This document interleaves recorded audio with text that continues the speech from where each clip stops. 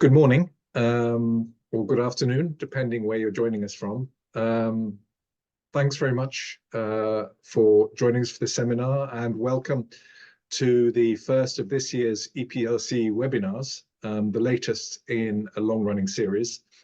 My name is John Butler, and I'm a co-director of the European Policies Research Centre, the EPRC. We're delighted to welcome you from different parts of Europe and beyond for this webinar, and hopefully for future webinars as well. Today, we're delighted to welcome our presenter, Grete Gansauer from Montana State University, who will be discussing building left behind places back better, implications of Bidenomics place-based policy for distressed US regions. We expect the presentation to last for about 30 minutes, and then there'll be an opportunity for a similar amount of time for discussion, and we'll open the floor for questions and comments from the audience. As usual, if you'd like to make an intervention, please use the Zoom raise a hand function, or indeed use the chat function to ask questions or make comments. Before introducing our speaker, I'd just like to inform you that we will be recording the meeting, which means that your colleagues have the opportunity to follow the meeting at a later stage. The recording will be made available on our YouTube channel and shared with you by email. I would also encourage you to use Twitter to share your thoughts on the webinar. So let me present our speaker today. Grete Gansauer is a US Department of Agriculture pre-doctoral fellow and a PhD candidate in geography at Montana State University. Her interests are in regional development policy and infrastructure in peripheral regions and place. Her thesis research is examining the extent to which place-based policies of the Biden administration is addressing infrastructure and economic development needs in distressed and rural US regions. In 2023, Grete was a Christian Mirzayan Science and Technology Policy Fellow at the National Academies of Sciences in Washington, DC, and she's currently a visiting scholar at the Department of Land Economy at the University of Cambridge. So Grete, a very warm welcome. Thank you very much for joining us, and you have the floor. Wonderful. Thank you so much, John, for the introduction, and my thanks to EPRC for having me here today. I'll go ahead and get my screen shared and get situated. As John knows, I'm very interested in opportunities for transatlantic and international learning on regional policy issues specifically. So I hope that today maybe this talk can spur some of those conversations and some comparisons with EU cohesion policy, regional policy developments across the Eurozone. So I'll just check in. Can everyone see my screen? I have, okay, wonderful. And my audio is okay? Yes, okay, great. Oh wait, I need to get my timer started so I can stay on track.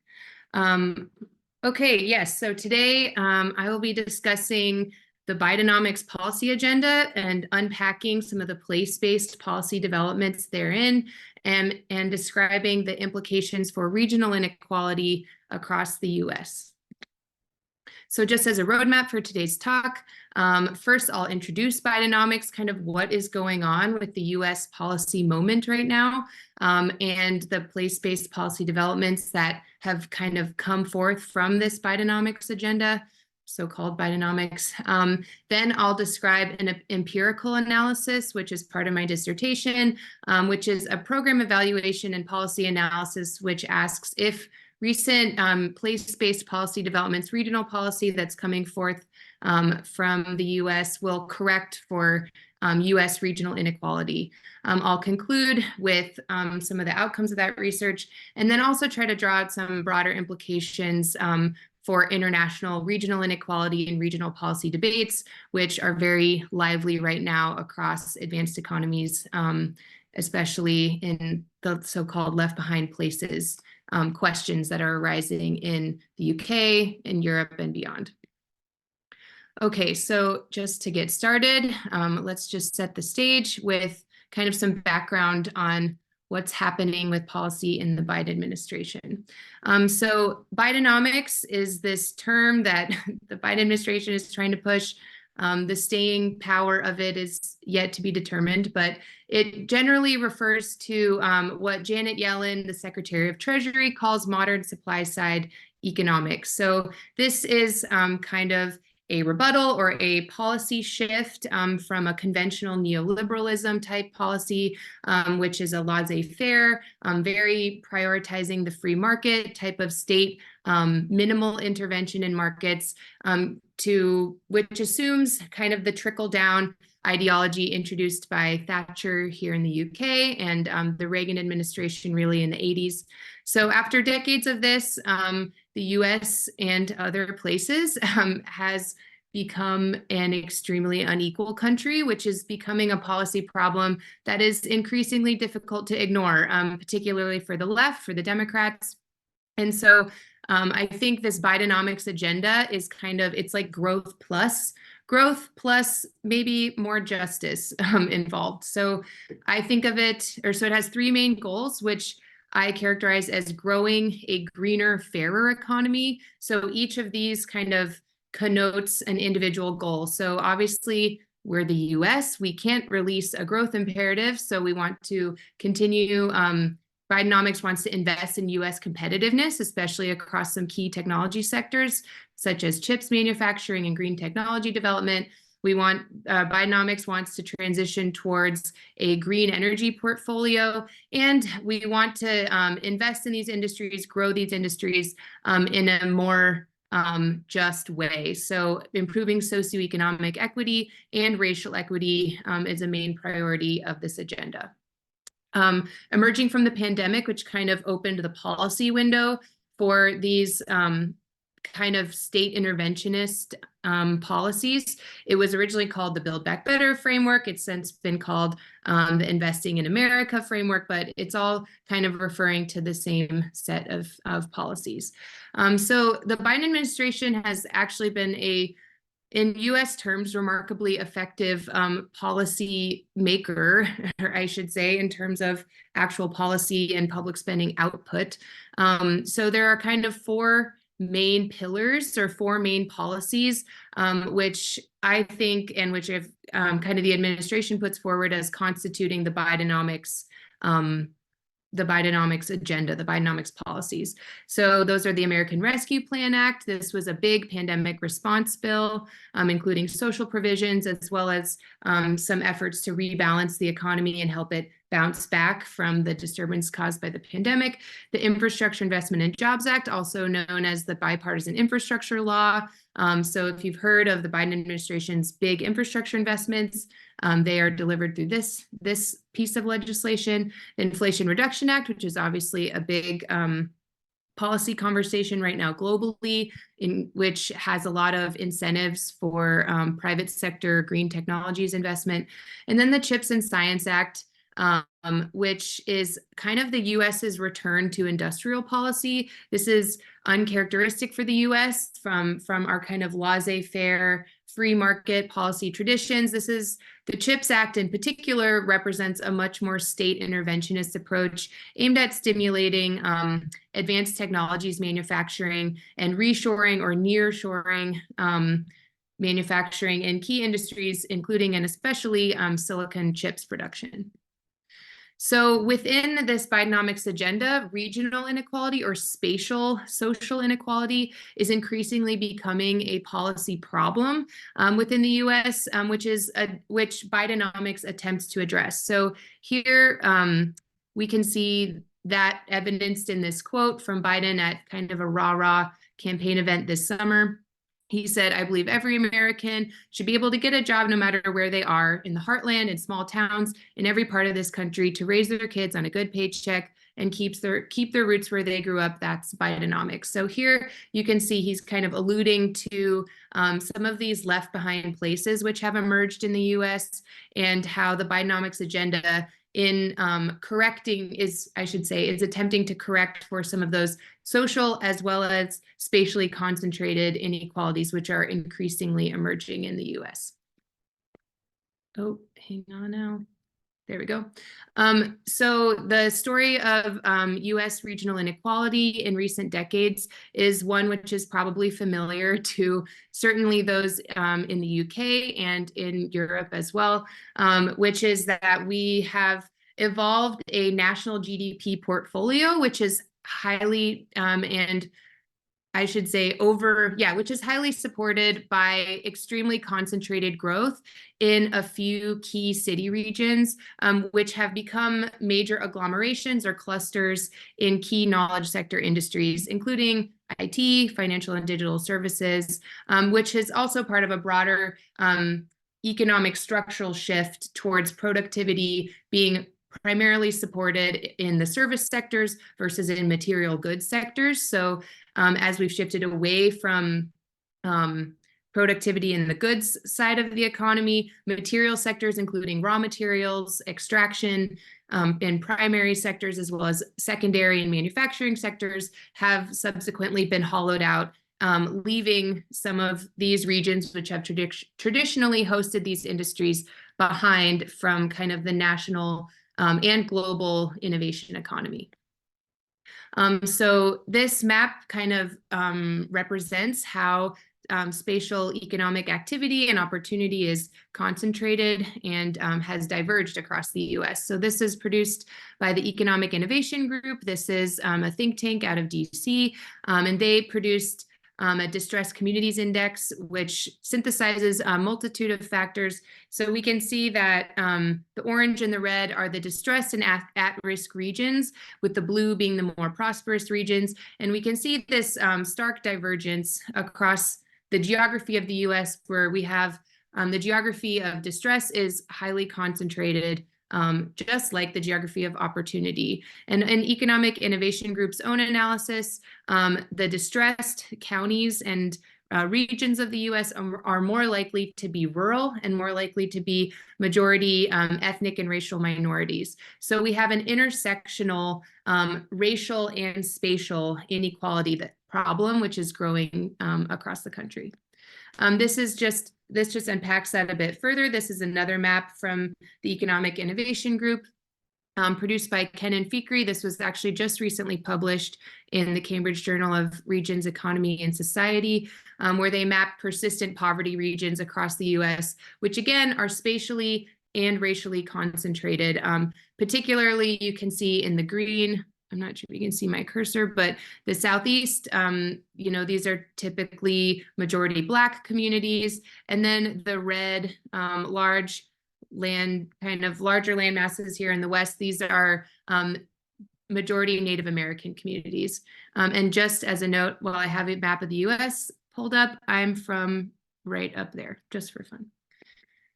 Okay, so some of the regional development dynamics that we have regional development dilemmas that we have going on in left behind places of the US resemble those which we find in Europe and the UK as well. So outmigration and depopulation are big issues.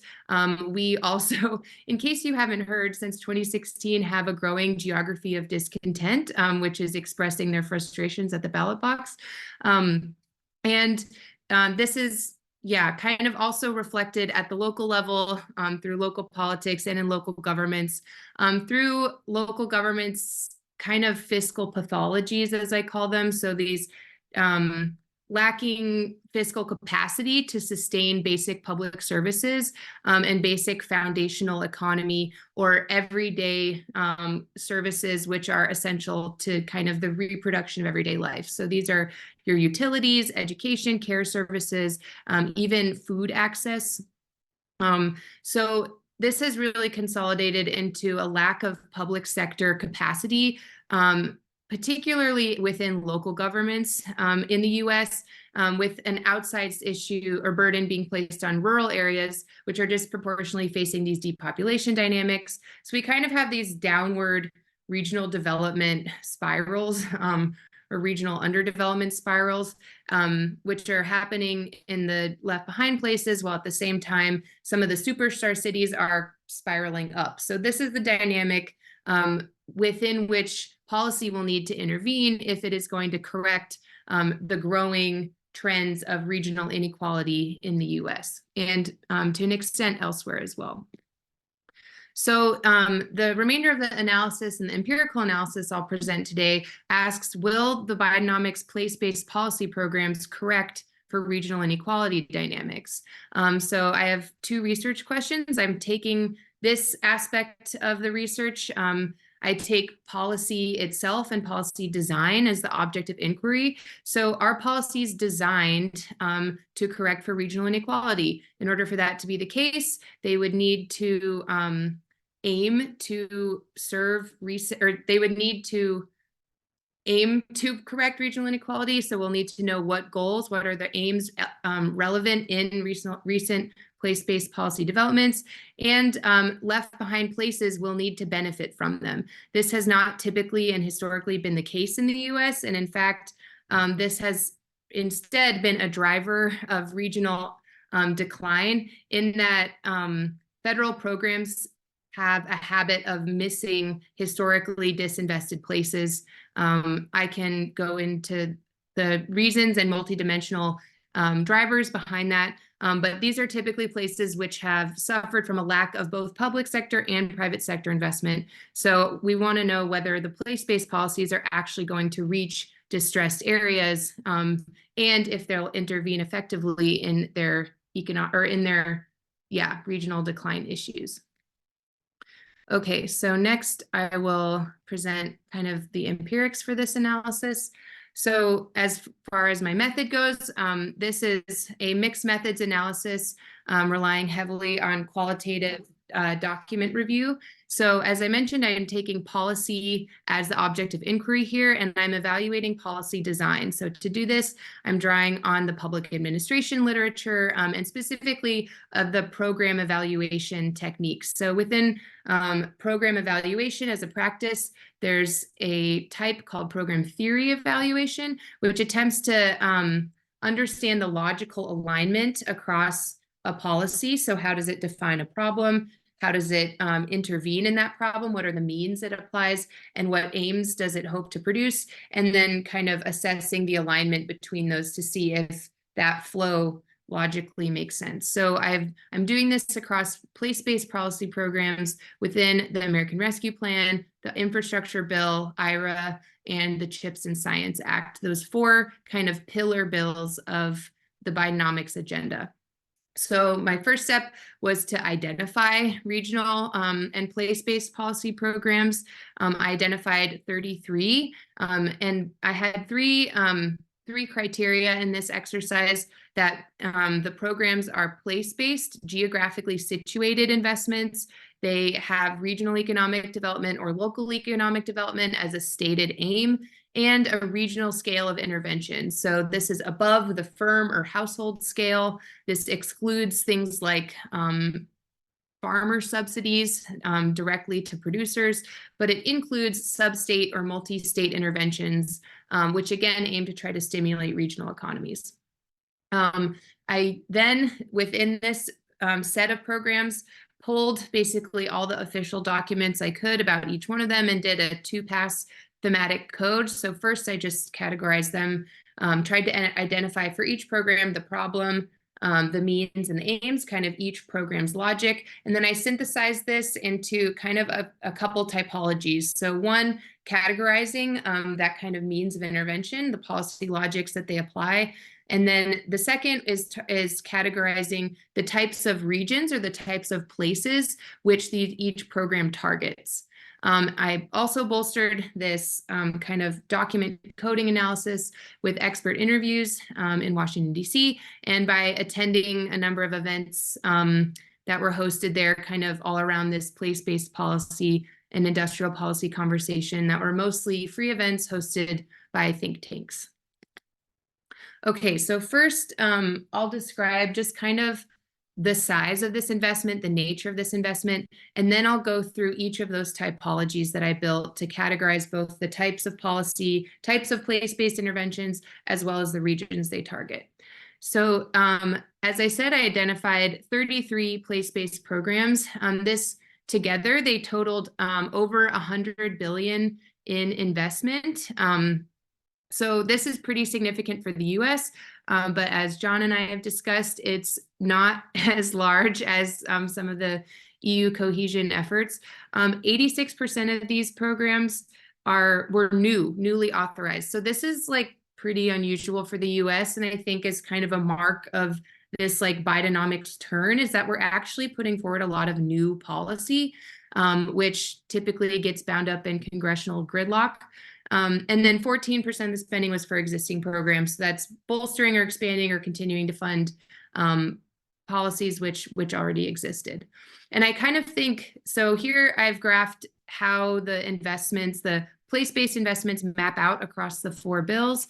So you can kind of see, or I think this can be kind of used as a proxy to understand how the US is using place-based policy and regional interventions across different policy priorities. So in the American Rescue Plan, this bill was largely motivated by pandemic response. So we have some place-based investment there. Inflation Reduction Act is our big climate policy and kind of green investment technologies, or green investments and green technologies policy. And this is, is not as significant in regional policy. The infrastructure bill does have some, which represents a little less than 1/3 of the total size of the bill at just over $1 trillion in total investments. And then the CHIPS and Science Act, this is our industrial policy bill. You see that the place-based strategies, regional policy is really coming through strongly. Okay, so first I'll talk about kind of the different types of place-based policies as they're being applied by the Biden administration. And let me just check my time. Okay, so overall, I think I identified policies with growth aims, which I've called boosters, and policies with redistributive aims, which I've called builders. So the booster programs either attempt to stimulate national competitiveness, national economic development goals, or aim to stimulate regional economic development. So these are the regional boosters. And then I have in the distributive section, regional asset builders and regional equity builders. So some of the regional investments, the asset builders, I take as kind of a broad attempt to build regional social and built hard infrastructures. So yeah, these include infrastructure investments, but they also include investments in basic economic development capacities, such as workforce development, technical assistance programs, and general capacity building. And then equity builders are policies which have specific redistributive or social justice aims. So these are typically the programs which target disinvested regions and aim to kind of counter for several decades of underinvestment in left behind places. So here I've mapped how the overall investment kind of falls across these different types. So we can see that the national boosters or place-based policies which aim to support national US competitiveness really, so they represent nearly 70% of the total investment, as do, and coupling that, I should say, with the regional boosters, we see that a lot of this investment is really aimed at producing economic growth. They're policies with growth-oriented aims specifically, and then the kind of the more equity or inclusion-oriented programs represent just over 20% of investment. So this raises some questions. If we're directing a lot of our regional policy spending toward these kind of booster programs, towards growth-oriented programs, especially national growth-oriented programs, is this going to have the effect of rebalancing the spatial economy? And I think this question was summed up in this quote from an interviewee. They said the goal for the hubs programs was to accelerate green technology innovation and have some community benefits. I think the intent is good, but if I'm honest, it's hard to tie together those two things because technologies have been unproven at scale and they haven't been commercialized. What if things don't work out? You don't want communities to be left behind again. It's this weird tension where you're making very risky investments in communities which are already suffering. So I think this quote kind of gets to some of those tensions where we're trying to direct major public investment with a growth-oriented aim towards these kind of left behind places, and if that is really a logical alignment in the policy design. Okay, so next I'll describe the regional targets and kind of where these policies are designed to put their investment. So the first is what I'm calling strategic regions, and this is a bit of a catch-all, but it just kind of is like places that are going to support the national investment no matter their geographic characteristics. So this is particularly the case within the infrastructure bill. So these are like national level investments which are trying to build out significant transportation and shipping corridors, or we're going through a big energy grid expansion effort at the moment. So if you're a region, whether you're left behind or not, that needs to host a national energy grid, you're going to receive this type of place-based investment with hopefully some regional development spillover effects. And then there are the high potential regions, which are regions which have the potential to kind of spin up into competitive global innovation economies. The latent potential regions, which these are regions which I might classify as a type of left behind place, which with kind of high prime age unemployment, so a lot of latent potential, which might be stimulated through public investment to kind of start to attract more capital and set them on a positive regional development trajectory. And then finally, we have the disadvantaged regions, which these are the places which have historically been underserved and with histories of disinvestment and underinvestment from the public and private sector. So just a couple quotes from policy documents which kind of point toward these different types of places. So the high potential regions, you can see some themes coming out here. These are places with the potential to transform into globally competitive innovation centers. They already have some resources and capacity, but might need just a jolt of public investment to kind of spin up. Latent potential places are places which are going to establish multiple flourishing regional innovation ecosystems, as this program puts it, or places that have not fully participated in the technology boom. So we're trying to kind of bring them into the geography of innovation, so to speak. And then the disadvantaged regions are economically distressed communities, or kind of the classically spatial imaginary of the left behind place, places which have been overlooked for investment. So within these regional targets, here is a bit of a breakdown as to how the place-based policies are directing funds.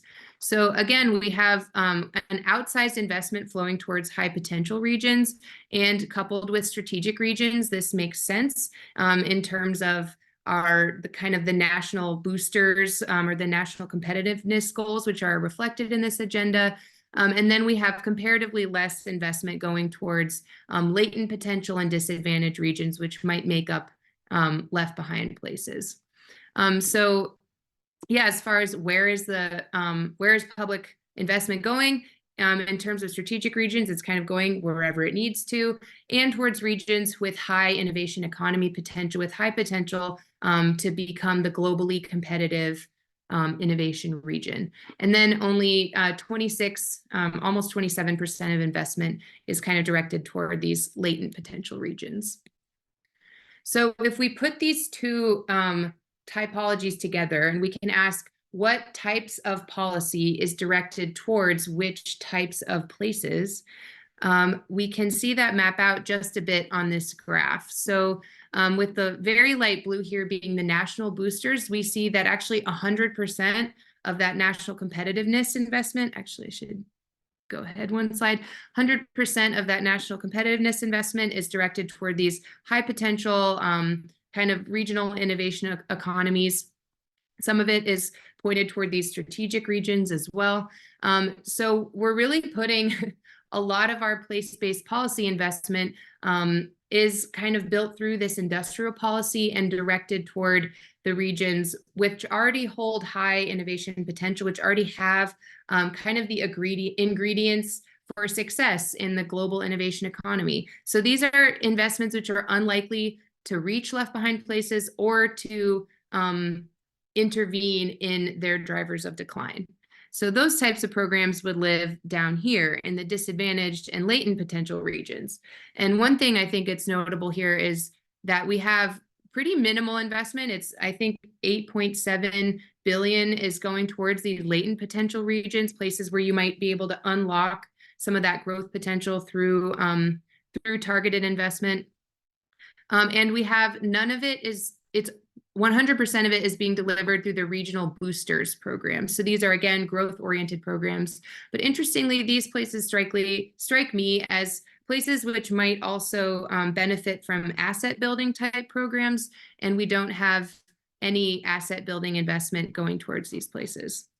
And finally, disadvantaged, regions also don't have as much comparative investment, and they have a lot of it is being delivered through the asset building type programs. So investments in social infrastructures, investments in hard and built infrastructures. So this is good, but I think the question remains as to whether this will be enough to close the gap, and whether the types of programming really is going to be effective for the heterogeneity which exists within disadvantaged type places. Yeah. So just to conclude in my last few minutes here, so returning to my opening question, will Bidenomics place-based policies correct for regional inequality? My finding is they're not really designed to do that. They're designed to stimulate national competitiveness and growth, which with about 69% of total spending being directed that way. And they're also generally 59% of investment, the majority of it is flowing towards these high potential innovation regions. So within this portfolio, we're seeing continued underinvestment in the disinvested places in the disadvantaged regions, even in regions which have the latent potential to spin up and make more substantial contributions to the national and potentially global economy. So yeah, I think we're just seeing a big gap in investment with only just over 21% directed towards kind of those equity-oriented or the distributive builder type programs. And again, I think within the disadvantaged region, a lot of the programs kind of talk about them as a monolith, but I think recent research is showing us that there's a lot of heterogeneity among disadvantaged regions, which could limit the policy reach, especially in rural places and in the most distressed regions, which might lack the capacity to even access the federal programming and federal policy opportunities, which are theoretically designed to benefit them. So I'll conclude with just a few implications for broader regional policy debates. I'm so happy to include this image from depopulating Spain and a very beautiful vacation I took there a couple years ago. So I think the first lesson, which I kind of draw from this analysis, is a need to construct regional policy for regions and for their regional development needs. So this is, I think, maybe the chief challenge of the place-based policy agenda, in that regions are incredibly heterogeneous. They have their own unique histories, which are highly place-based, which contribute to their growth or decline trajectories. But I think there's a need, particularly against a backdrop of decades of fiscal austerity and underinvestment from the public sector, to ask if growth should always be the goal for these regions. For many places, particularly in the US, the basics of service provision and provisioning the foundational economy are deeply fractured and might be worth public distributive investment from the central state to correct for some of those systemic service and infrastructure provision failures. So I think this points towards a need to think about place-based policy and regional policy beyond regional clusters. The US policy moment, the Bidenomics agenda, is showing a strong regional agglomeration logic. We're just trying to make tech hubs out of everything. But that might be inherently exclusionary for certain types of regional economies, with historic industries, say in the manufacturing sector or in primary production, rural areas, which have just a different set of regional development needs and different set of regional development assets, which might not point towards an agglomeration or a cluster type economy. And finally, there's a need to assess which types of regions are likely to benefit from certain policies so that we can correct for gaps. I do think this analysis has proven powerful in understanding by design where might these investments flow. And I think this type of analysis could be replicated in a comparative type study for UK, kind of the leveling up initiative, or for EU regional cohesion aims, to kind of ask across a whole suite of policy which types of places are likely to benefit. And then, because I have a special interest in rural places and I'm coming at this from a rural development lens as well as a regional development lens, I think it's also worth considering how place-based policies and regional interventions might touch down specifically in rural areas, which I know the EU has some thinking in that regard, but the US hasn't quite bridged those two policy conversations yet. So would love to talk more about all of those themes. I'm just a little bit over time, but I think we still have a good amount for Q&A and general discussion. So thank you so much for joining me today. I'm so excited about this opportunity, and I'd be happy to chat more. Great. Thank you very much, Grete. That's been a very clear overview and insights into Bidenomics and both industrial and regional policies in the US. I was struck by the contrast between one of your early slides with the rhetoric from Joe Biden about what Biden economics means in terms of allowing everybody to get a good job in the place where they live and not needing to move somewhere else. And one of your last slides, which basically said that's not actually the case, or in terms of the way the policy is actually being rolled out, and particularly the balance of expenditure between what you call the national boosters and the regional boosters. And indeed, it might worsen regional inequality, looking at it broadly. So I think that was really interesting. Maybe we could start to collect questions and maybe take 2 or 3 at a time, if that's okay with you, Grete. And let me kick off with a question about how well understood or acknowledged is the other policies and the programs.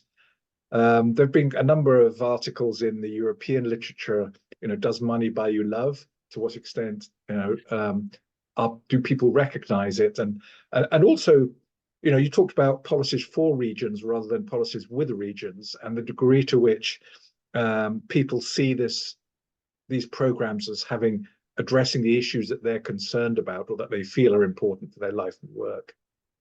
I can see we've got a couple more hands up, and perhaps we could take 2 more questions if that's okay, Grete.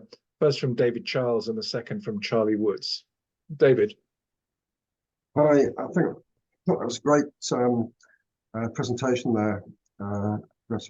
You really, I think, got to the heart of some of the difficult decisions that need to be made around regional policy and some of the real tensions that exist there. I think one of the things that I kind of struggle with and trying to think about what we should be doing at the moment, and applies very much in the UK as well as the US, is, on the one hand, there's the focus on innovation, that those regions which have done well, that have pulled away, have done so because of innovation and a focus around new kinds of services. So in order to catch up, other regions need those kind of investments, but they're highly unlikely to be successful. And on the other hand, we get the foundational economy as an answer for those left behind regions, which need that kind of investment, but this is never going to close the gap. And in order to reduce inequality, we have to see the poorer regions growing faster than the successful regions. And that seems pretty unlikely at the moment. Is there some kind of intermediate approach that will restore growth without necessarily having to pursue the mirage of high-tech growth, which is unlikely to be possible everywhere, and particularly across the range of left-behind regions? Okay, thanks very much. I should have asked colleagues to introduce themselves. You probably know Professor David Chall from Northumbria University, written extensively on regional innovation, among other things. Thank you, David. And one more question from Charlie. Thanks, John, and thanks, Greta. That was really helpful. So I'm Charlie Woods. I'm Director of the Scottish University's Insight Institute, and previously worked with one of our main development agencies here in Scotland, Scottish Enterprise. And that was one of the things that struck me, I suppose, about the presentation. Is sort of mirrored the debate and discussion that we have had about the focus on need or the focus on potential. I mean, what I thought about the presentation was really helpful was the typology you developed around things like boosters and builders and the different emphasis there. And I guess the question, and probably relates to John's question as well, was to what extent are people within the states employing this sort of terminology to help understand where the focus of policy is intended to be and what impact it's having? Okay, thanks very much, Charlie. Some meatier questions there for you, Greta. Would you like to address those questions before we move on? Thank you. Yes, Deb, I have so many thoughts. Yes, these are all a lot of the, I mean, I have completely unresolved answers for most of these questions, but I think that these are all open debates, which are unfolding, you know, across context. So thank you for posing them. I think I'll speak to Charlie's question first, because I think it's like the quickest that I can answer. I'm so glad that you appreciated the typology. No, this boosters builders thing, honestly, you are my test audience. I'm in the process of writing this up right now. So I'm glad it resonates, because, you know, when you're kind of constructing these things, filtering it all out, you're thinking about, I don't know, catchy little things that might also resonate. So happy to take feedback on that. But I think, like, as far as the broader question is, are people thinking about maybe a difference between social equity or social inclusion oriented investments versus growth oriented investments? I would say in the US, no. A challenge I had in making this is actually, and this is kind of something that the Bidenomics policy agenda has been critiqued for, is what is cheekily known as everything bagel policy, which is a lot of these policies are like, it's the growing the greener, fairer economy. It's like this triple bottom line approach. And so I think the policy discourse in the US more points towards, oh, like growth as the pathway to social inclusion. And maybe not, and I guess this kind of ties in with some of the themes that David was bringing up, but like maybe not the other way around. Maybe we could be thinking of a more inclusive economy as a pathway towards growth. I don't know. So I think, yeah, I think that it's more, people are thinking of it as like a grab bag and less thinking specifically about how the investments are designed. And which actually, backing up, I think gets to kind of a core debate within the place-based policy and regional policy conversation, which you kind of have like, I think place-based policy struggles to find its identity because it's both a growth, it's trying to deliver, I mean, in a pure sense, like trying to deliver, improved social well-being outcomes through growth, through economic interventions and means, which I think is kind of always a tension, particularly in like a laissez-faire type environment, which the US has exhibited for the last several decades. And to respond quickly to David's question and thoughts, thank you so much for bringing up these. I completely agree with you that I think that there's this kind of obsession with the myth of innovation-led growth, and innovation pointing towards, highly valued tech sector, financial sector services. And I completely agree with you that that is not a realistic growth pathway for a number of regions. So something that came to mind when you were posing your thoughts was the idea of equity versus equality. So does every region need to be on a growth trajectory in order to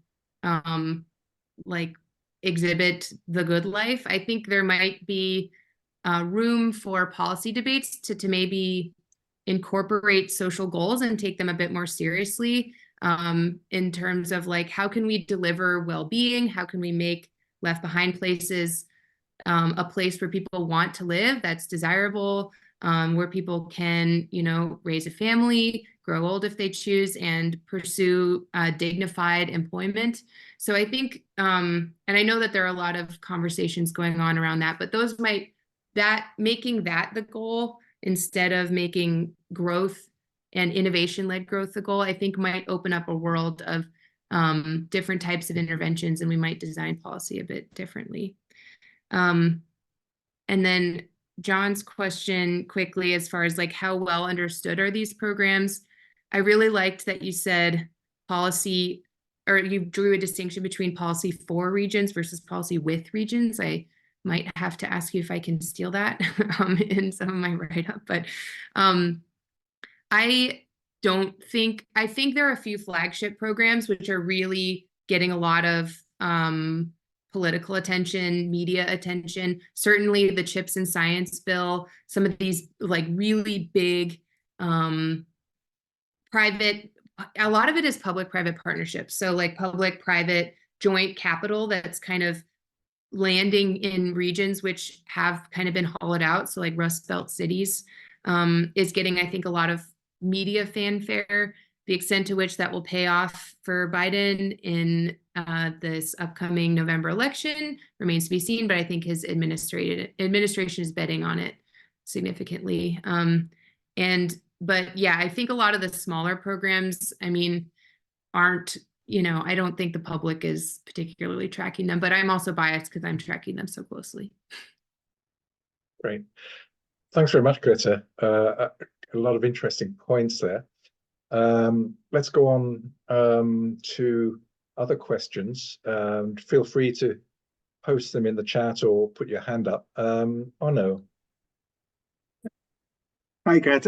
Thank you so much for that really interesting presentation. I'm Arno van der Sweat. I'm Professor of European Governance at the University of Western Scotland. And, I really liked your topology and the way it focused on kind of the overarching outcomes of these policy programs, and it's very helpful and innovative to kind of look at it in that way. I think my question kind of relates to what John was saying there about, well, part of the place-based narrative is certainly around kind of looking at whether there's a change in the way in which the policy process operates. So, I mean, in the context of cohesion policy, we often talk about kind of the governance structures of place-based approaches in relation to partnership working, multi-level governance. And I was just wondering, just out of interest, really, if your research compares the way or looks at the way in which Bidenomics has a change. Is there a change in terms of the way in which the policy process operates? So is there a change in terms of whether they work with the regions in some way or with local actors and to get them involved in the process? Thanks. Okay, thanks, Arno. I don't think we've got any other questions in the chat at the moment, but do you want to respond to that, Grete? Yes, I have so many thoughts. Oh, this is, yeah. Okay, give me a moment. Yeah, I'm excited because I think this is an important next stage. And my research has explored the governance of I have a case study in my dissertation of one really big infrastructure investment in particular that explores that governance. But that is not representative of, I think, like the Bidenomics moment. I think it's actually very much not representative. I think it's an outlier. So what I can say broadly, because as I was kind of categorizing these programs, I was thinking of the policy process model and how programs are delivered. And that information lives in a giant spreadsheet, but it didn't quite make it into this like final analysis. So I can say a little bit, although it's not published. Something that's striking to me just offhand, like as a policy wonk who tracks these things, I think these investments are generally being delivered much more directly by the federal government, by the central state, than is typical in the US. Generally, we like for the federal government to give money to the states, and then the states give it from there. So I think that's really striking that a lot of these are kind of directly being administered by federal agencies. The Economic Development Authority, EDA, comes to mind as a main vehicle for that. And so the regions are like applying for grant programs directly with the EDA. And there are actually only a couple programs that are delivered by that kind of typical federalist approach of like going down to the state and then being siphoned off from there, which you would expect would produce a lot more heterogeneity in how those federal dollars are being, distributed, whether that's in red states, blue states, whatever. And then there are a few programs which are kind of like direct conduits or like direct pathways between the region and the federal government, which is also highly unusual for the US because, again, we normally have, they're a little bit more bottom up, I should say. So there's kind of some like direct, rather than the federal government funding itself and then distributing to the region, the federal government is funding the region, like the regional authorities, which is, again, that's highly unusual. And that was the infrastructure project that makes up my case study. So those are only a few, but that they exist is interesting. So I haven't yet analyzed or unpacked kind of the effects of that maybe changing governance model, but I think it's important. And I have another observation on this account, if I haven't already exhausted it at length. It's also a little bit of like a bee in my bonnet, so I just have to give it some airtime, which is in the US, we love delivering programs through competitive grants. We love designing competitive award processes. And in particular, in the disadvantaged region, first of all, most of these programs are delivered through competitive awards. Some of them are direct transfer payments, and then some of them are kind of that state, and then maybe they go through competitive awards. So I think there's a bit of a logical mismatch in like, we're asking the least competitive regions to put together the most competitive applications.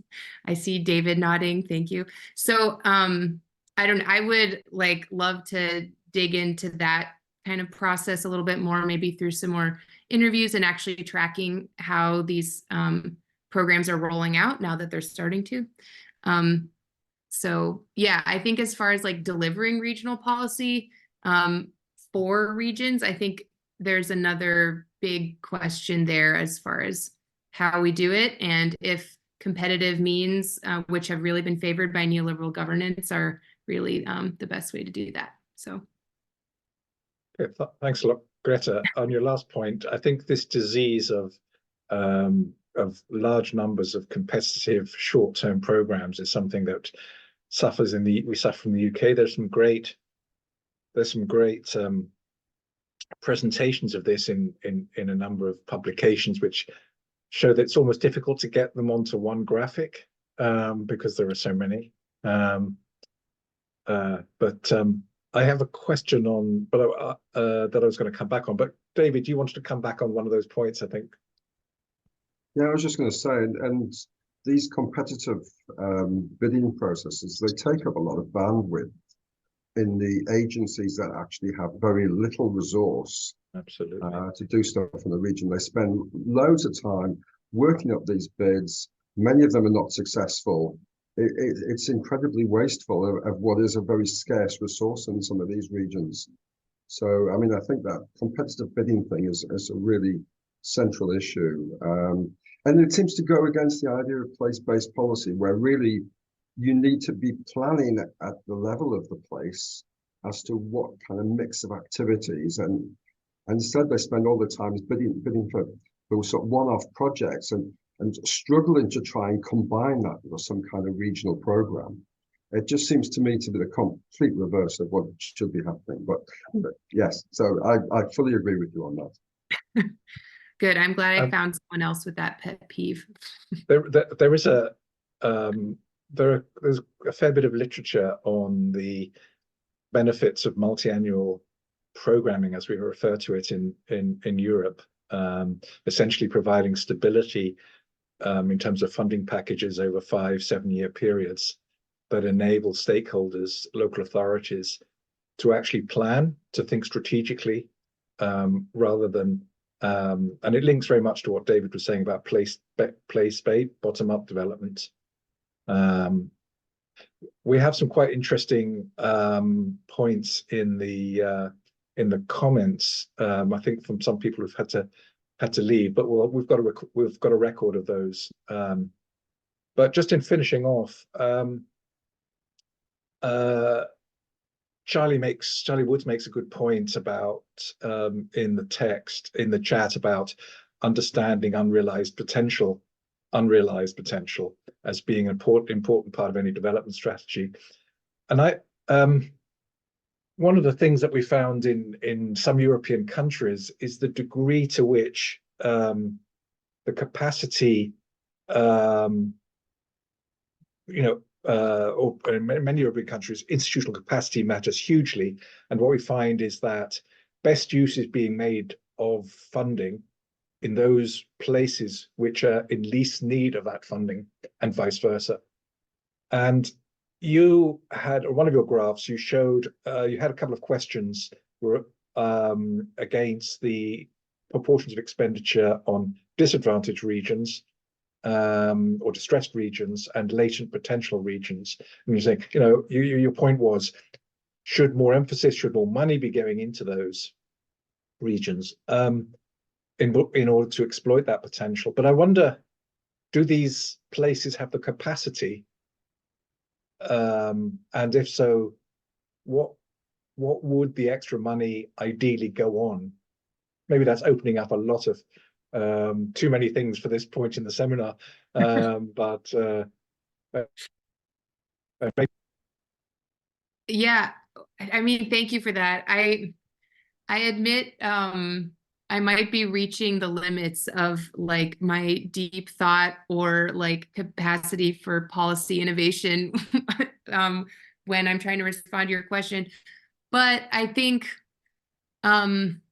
yes, I think the capacity to administer funds is a major question. I admit, I think this is good because it's opening up, new sets of questions. But I think on the flip side, I've been focused and perhaps obsessed with the capacity to access the funds. So I think I've maybe kind of missed like the other direction. So that's certainly something to think about. But I do come back to this foundational economy idea in the community. I mean, I draw on my personal experience as a researcher and as a applied community development worker, I guess, for years prior to returning to grad school, and working in these hollowed out, archetypal left behind rural communities. In the US, there are real foundational economy gaps. There are drinking water issues. Over 20% of the US population doesn't have adequate internet access, broadband access, which is increasingly just kind of a baseline for social and economic functionality. So in terms of like, where would I like to see it, if in a perfect world of expanded investment into disadvantaged regions, I would like to see it going towards those foundational economy type infrastructures and services, which, yeah, sorry, I could go on. Great. Okay. Look, I think some of our questions have been a little unfair because you are working within the constraints of a PhD research program. A lot of interest, but you've got time and resources constraints. So, but I think it's an indicator of the interesting issues that your research is focusing on, and the interesting questions that your presentation has raised. And we have some really great positive responses in the chat. So I think that's an indicator of as well as the number of people participating, of how important and how interesting your presentation has been. So Grete, thank you very much indeed for that, for creating a very stimulating a webinar.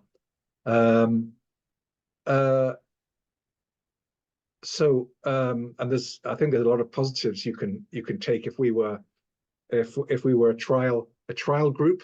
I think you can take a lot of positives from this webinar and the feedback. Okay, can I thank you, Grete, and can I thank you everyone for your participation, your interest in today's webinar, and your active engagement. Just an alert, a reminder that our next webinar will be on the 13th of March.